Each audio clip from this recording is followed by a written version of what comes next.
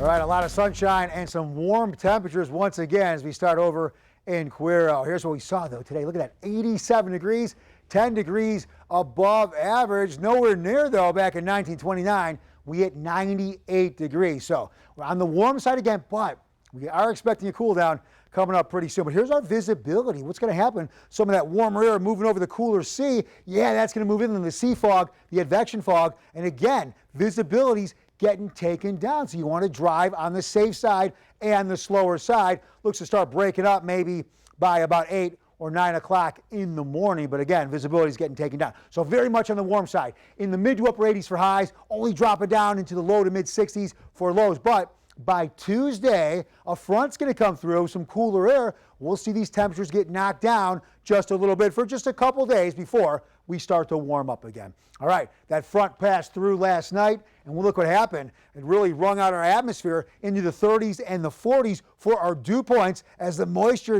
became lowered.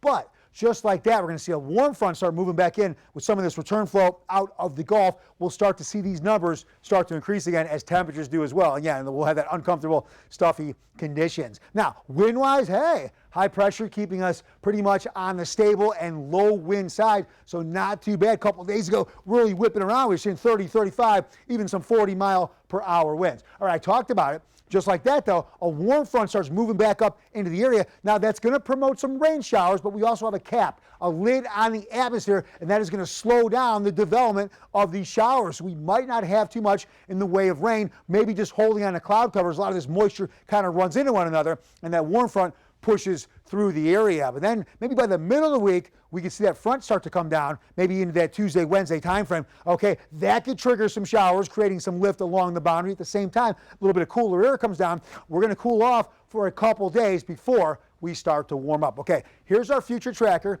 I talked about that warm front coming into the area. Here we go. See it popping up a little bit, bringing some shower activity. Again, most of this activity becoming slowed down or stifled or inhibited from a cap, a lid on the atmosphere. Then some small storms push in from the west. That's got a shot at bringing us some rain. But really, for the most part, nothing lasting too long or too much on the heavy side. Here's our marine forecast. So water temperatures coming down a little bit. That's going to promote that sea fog with the warmer air over the cooler ocean. Bays, though, on the smooth side, look at seas, just around 2 to 3 feet.